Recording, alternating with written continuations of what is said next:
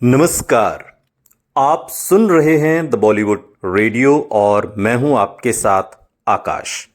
दोस्तों, आज के इस पॉडकास्ट में हम आपको दिलीप कुमार साहब का तकरीबन 20 साल पुराना एक इंटरव्यू सुनाएंगे और हालांकि वो उस इंटरव्यू को शब्दशः हम आपको सुनाएंगे। आवाज़ मेरी है लेकिन इंटरव्यू 20 साल पुराना है और वो इंटरव्यू जिसमें दिलीप साहब अपने गुजरे ज़माने के बारे में, फिल्म इंडस्ट्री में आने के बारे में और तमाम सितारों के साथ अपने संबंधों, पत्नी सायरा और राजेश खन्ना के साथ उनके संबंध कैसे रहे और कैसे सुपरस्टारडम का दौर जब राजेश खन्ना का आया तो किस तरीके से दिलीप कुमार साहब की भूमिकाएं बाद के दिनों में धीरे धीरे बदलती चली गईं। ये इंटरव्यू तकरीबन 20 साल पुराना है और जब दिलीप कुमार साहब के बंगले पर ये दिलचस्प बातचीत हुई। दिलीप साहब की जीवन संगिनी सायरा बानो ने तब एक भोजपुरी फिल्म भी प्रोड्यूस की थी और उसका नाम था अब तो बन जा सजनवा हमार, और यही बहाना था इस शानदार अभिनेता से मिलने का। और ये वही दौर था जब भोजपुरी फिल्म इंडस्ट्री अपने उरूज पर थी, एक तरीके से कहा जा सकता है।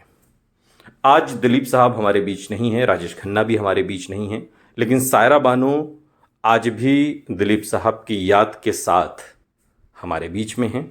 लेकिन ये चूंकि इंटरव्यू दिलीप कुमार का है तो शब्दशः हम आपको सुनाना शुरू करते हैं। पहला सवाल होता है कि आपने कई जगह बताया है कि आप इत्तेफाक से एक्टर बने।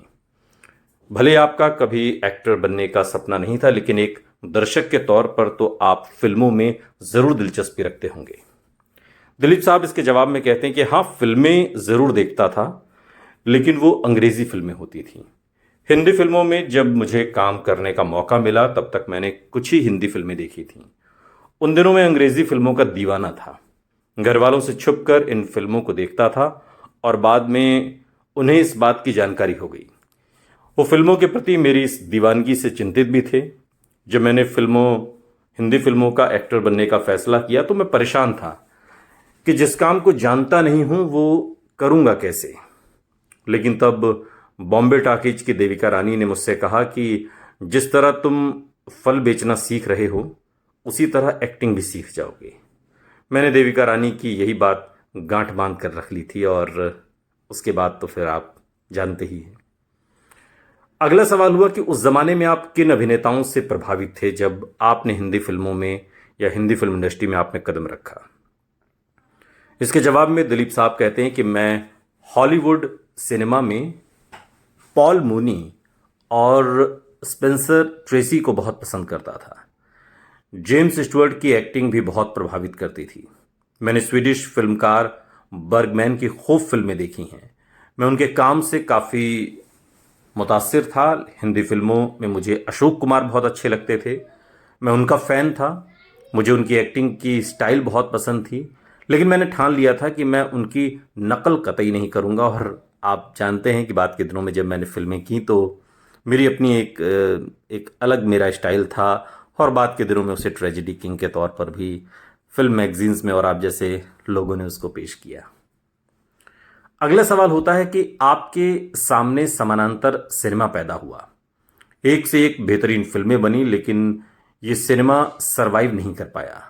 क्या आप जानते हैं कि ये सिनेमा दम तोड़ देगा और इसलिए आपने ऐसी फिल्में नहीं की? इसके जवाब में दिलीप साहब कहते हैं कि मुझे गर्म हवा जैसी कई पैरेलल फिल्में पसंद हैं और मैं ऐसी फिल्मों में काम भी करना चाहता था। ये मेरा दुर्भाग्य है कि मुझे कोई अच्छा ऑफर नहीं मिला। एक बार सत्यजीत रे से भी बात चली थी, लेकिन वो बात कुछ आगे नहीं बढ़ी। बाद में कुछ और फिल्मकारों से बात हुई, लेकिन इस तरह के सिनेमा की जो कहानियां मुझे सुनाई गईं वो बहुत कमज़ोर थीं और उनमें भी एक तरह का फॉर्मूला ही था जो मुझे जमा नहीं। और एक बात ये भी है कि मुझे बड़े दर्शक वर्ग को प्रभावित करने वाली स्क्रिप्ट ही पसंद आती थी। ये सच्चाई है कि पैरेलल सिनेमा का दर्शक वर्ग सीमित था, इसलिए कई कई जानी मानी जो फिल्म मेकर थे या फिल्में देने के बावजूद भी ये आंदोलन दम तोड़ गया। अगला सवाल होता है कि आपने अपने समय में आपने काफ़ी फिल्में छोड़ी और एक तरह से आप फिल्में छोड़ने के लिए कुख्यात भी रहे। और सुनते हैं कि आपको प्यासा और बैजू बावरा जैसी फिल्में भी ऑफर हुई थी जो आपने ठुकरा दी थी। और इतना ही नहीं, डेविड लीन की फिल्म लॉरेंस ऑफ अरेबिया में भी आपने काम करने से इनकार कर दिया था। क्या ये तमाम बातें सच हैं दिलीप साहब? इसके जवाब में दिलीप कुमार कहते हैं कि ठुकराने जैसी कोई बात नहीं थी। ठुकराना एक कठोर और अहंकारी शब्द है। बात यह थी कि प्यासा और देवदास में बड़ी बारीक समानताएं थीं और मैं तब देवदास कर रहा था। देवदास कर ही रहा था तो ज़्यादा ये कहना मुनासिब होगा कि मैं इस फिल्म में डूबा हुआ था और उन दिनों किसी अन्य फिल्म के बारे में सोच ही नहीं सकता था। उस फिल्म के बारे में तो कतई नहीं जो इस फिल्म से किसी भी स्तर पर मेल खाती हो। प्यासा छोड़ने की ये वजह थी और इसी तरह बैजू बावरा में भी कई किस्म की दिक्कतें थीं। लॉरेंस ऑफ अरेबिया की जो आप बात कर रहे हैं उसमें परेशानी की बात ये थी कि उसमें तब मुझे केंद्रीय किरदार कमज़ोर लगा जो लीड था। अगला सवाल होता है कि सायरा बानो जी के साथ आपने दुनिया, वैराग, गोपी जैसी फिल्मों में काम किया। उनमें क्या खासियत देखी आपने? उनके व्यक्तित्व में आपको सबसे ज़्यादा आकर्षक क्या लगता है? इसके जवाब में मुस्कुराते हुए दिलीप साहब कहते हैं कि उनकी हंसी मुझे बहुत आकर्षित करती थी और आज भी उनकी हंसी मुझे बहुत आकर्षित करती है। उनका व्यक्तित्व बहुत कमाल का है। अगला सवाल होता है कि क्या आपको पेशावर याद आता है? दिलीप साहब कहते हैं कि बहुत ज़्यादा याद आता है। उम्र बढ़ने के साथ ये सिलसिला और भी बढ़ चुका है।